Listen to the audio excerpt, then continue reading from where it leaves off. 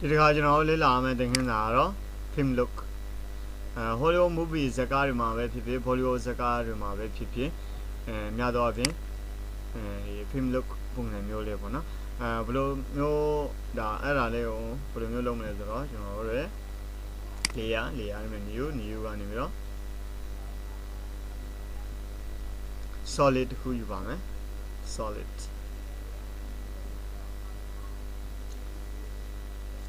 solidတစ်ခုယူမယ် solid မှာနော် black solid ပေါ့နော် make concept okay ဒီမျိုးလုပ်ပါမယ်ပြီးရင်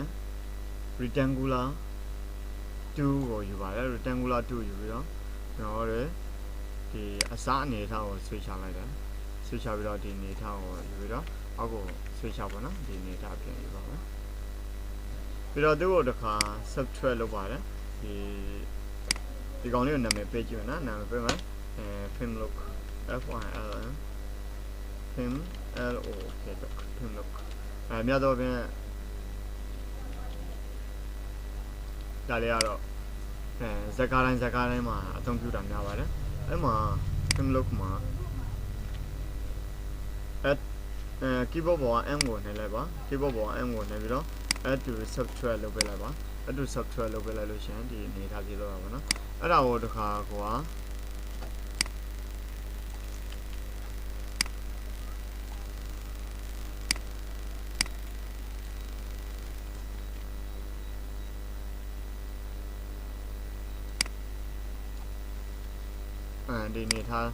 ဒီနေထားဖန်တီးခြင်းနဲ့ဆိုရင်ဒါကို film look ဖန်တီးတဲ့နည်းလမ်းလေးပေါ့နော်ဒါတော့ solid တစ်ခုကိုယူတော့ film look ပုံစံမျိုးဖန်တီးတာပါဒီလိုပုံစံမျိုးမဟုတ်ဘဲနဲ့တခြား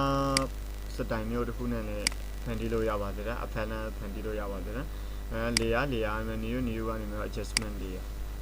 layer ဆိုတဲ့နေရာမှာဒီကောင်ကိုလည်းနာမည်ပေးပါမယ် adjustment layer ကိုလည်း film look Hollywood style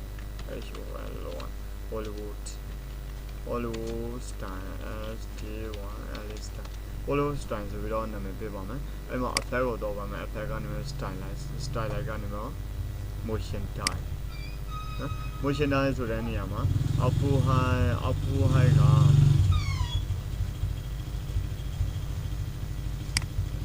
95.6ထားပါမယ်95.6ဆိုပြီးတော့ဒီလိုမျိုးရလာပါတယ်ကဲဒါဆိုရင်နောက်ထပ် effect တစ်ခုထည့်ပါမယ် effect ကနေပြီးတော့ကျွန်တော်တို့ရှင်းနေကနေပြီး setမှာ composite method with originate ဆိုတဲ့ကောင်လေးကို composite method with originate ဆိုတဲ့ကောင်လေးကိုအမှန်ရှိဖြုတ်ပေးလိုက်ပါဒါဆိုရင်ဒါလည်းသူပုံစံတစ်မျိုးပေါ့နော်ဒါတော့ automatic ညင်ပြီးတော့ပေါ့နော်ဒီပုံစံကတော့ကိုဖန်တီးရတာပါဒါကတော့အဖက်နဲ့နေပြီးတော့ဖန်တီးရတာပါဒါဆိုရင်နီလိုင်းနှစ်ခုရတော့လို့ရှိရင်ကိုကြိုက်တဲ့ပုံစံမျိုးဖန်တီးလို့ရပါတယ်ဘယ်လိုမျိုးဥပမာကွာဒီကို solid တစ်ခုယူပြီးတော့ဖန်တီးရလည်းရသလိုနောက်ပြီးတော့ Hollywood movie style အဖက် motion တိုက်ရ submit ရဆိုပြီးတော့အဖက်နှစ်ခုကိုသုံးပြီးတော့လည်းဒီ Hollywood style လေးတွေလုပ်လို့ရတာပေါ့နော်ဒါဆိုရင်ဒီသင်ခန်းစာအဆင်ပြေလိမ့်မယ်လို့ထင်ပါတယ်